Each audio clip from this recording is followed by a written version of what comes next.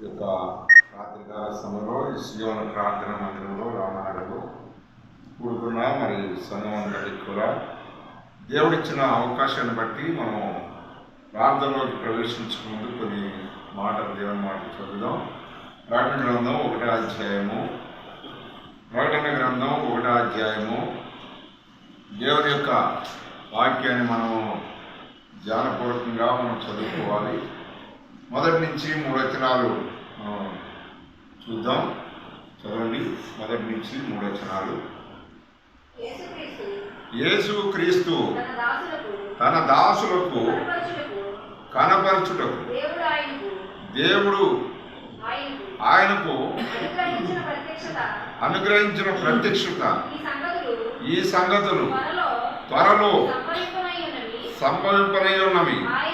ఆయన తన దూత ద్వారా వర్తమానం పంపి తన దాసుడైన యోహానుకు వాటిని సూచించారు. అతడు దేవుని వాక్యమును గూర్చి యేసుక్రీస్తు సాక్ష్యమును గూర్చి తాను చూసినంత మటుకు సాక్ష్యం ఇచ్చను. సమయము సమీపించి ఉన్నది కనుక ఈ ప్రవచన వాక్యమును చదువువాడును వాటిని విని ఇందులో రాయబడిన సంగతులను గైకొని వారును ధన్యులు. చూడండి, దేవుని యొక్క పిల్లలమైన మనము ఈ లాస్ట్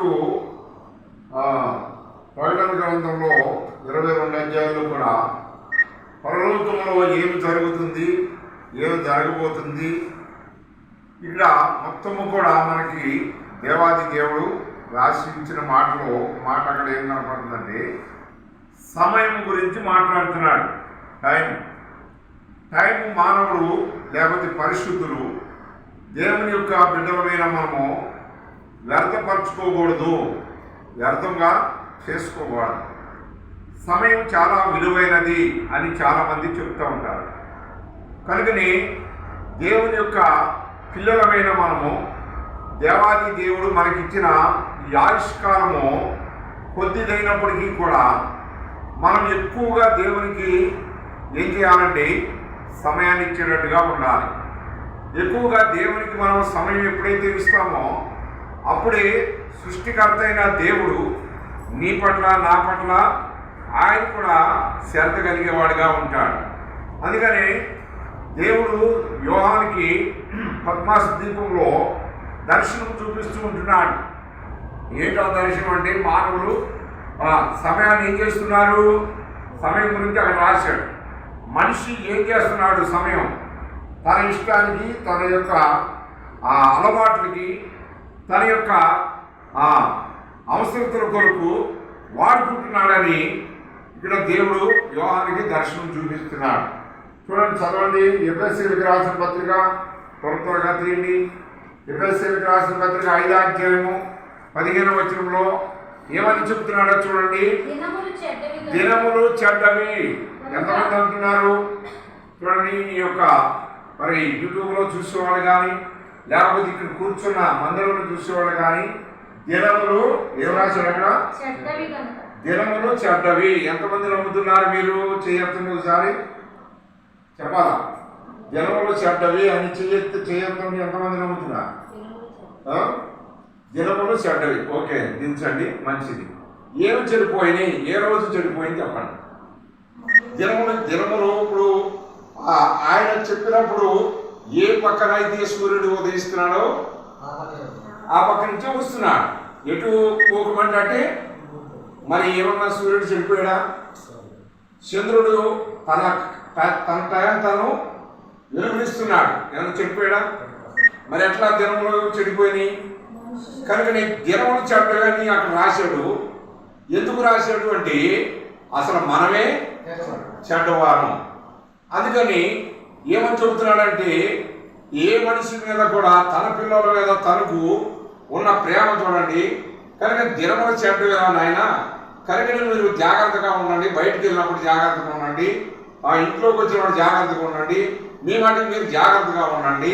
చక్కగా మంచి వాళ్ళతో సహవాసం చేయండి, చెడ్డవారితోటి ఎడంగా ఉండండి, ఉన్నంత వరకే, ఎంతవరకు ఉండాలో అంతవరకే ఉండండి అని చెప్తూ ఉంటాం. జాగ్రత్తలు పెద్దవారు పిల్లలకు చెప్తూ ఉంటారు. ఎందుకంటే చూడండి, ఒక రోజున ఈ పెద్దవాళ్ళమైన మనం చనిపోయినప్పుడు మన మాటల పిల్లలకు ఎమ్మటే ఎంటాడుతూ ఉంటాయి అన్నమాట. కనుక నాకు తెలిసినంత వరకు నేను పుట్టినప్పటి నుంచి ఇప్పటి వరకు కూడా ఏ రోజైనా చెడిపోయిందా? చెడిపోతే, ఒకవేళ చెడిపోతే బాగు చేస్తానికి ఎవరు రావాలా? ఆ రోజును బాగు చేయడానికి ఎవరు రావాలా? దేవుడే దిగాలి కదా. చూడండి, అందుకని ఎప్పుడైనా సరే మీరు బాగా లోతుగా అర్థం చేసుకుంటే దినములు చెడ్డవే అనేది ఇక్కడ రాశాడు, కానీ మనుషులు చెడిపోయారు. ఇష్టానుసారమైన తిరుగుడు, ఇష్టానుసారమైన తాగుడు, ఇష్టానుసారమైన మాటలు మాట్లాడటానికి ఏమవుతున్నాడు? ఎదురు పడుతున్నాడు. చూడండి, ఎందుకు కారణం ఏంటి? ఏం సంపాదిస్తున్నాడు? చివరికంటే పెద్దవాళ్ళు అంటారు, ఎంత సంపాదించినా కానీ చింతగింజంత కూడా స్వర్గలోకానికి తీసుకెళ్ళరా అని అంటుంటారు కదా. చింతగింజ అంటే చింతగింజ ఎంత ఉంటుంది? చింతగింజ ఇంతే ఉంటుంది. ఇంత కూడా మనం పరలోకానికి, వైకుంఠానికి తీసుకుని వెళ్ళలేము. ఎందుకు? కారణం ఏంటి? మన అమ్మగారికి వచ్చేది కాదు. మన మీద మనలో ఉన్న దేవుని యొక్క ఆత్మ ఆయన పెట్టాడు కాబట్టి ఆయన దగ్గరికి మళ్ళీ అది తిరిగి వెళుతుంది. అక్కడికి వెళ్ళినాక ఆయన నమ్మిన వారు, ఆయన బిడ్డలుగా ముద్రించబడిన వారు ఆయన యొక్క రాజ్యంలోకి వెళ్ళటానికి, అంటే ఆ రోజు వరకు కూడా కరెక్ట్గా ఉంటే ఆయన దగ్గరికి వెళ్ళడానికి, ఆయన ముఖ దర్శనం చూడటానికి అవకాశం ఇస్తాడు. కానీ దేవుని యొక్క పిల్లలమైన మనం అక్కడ ఏం రాసినాడు చెప్పండి, త్వరగా చదవండి. దినములు చెడ్డవి కనుక మీరు సమయాన్ని పోనీయక సద్వినియోగం చేసుకోండి. అజ్ఞానమే ఉండొద్దు. ఇప్పుడు అజ్ఞాన కాలం ముందు దేవుడు చూడనంటే ఏం చేశాడంట? వదిలిపెట్టేశాడు. కానీ ఇప్పుడు అందరిని ఏం చేస్తున్నాడు? చూస్తున్నాడు.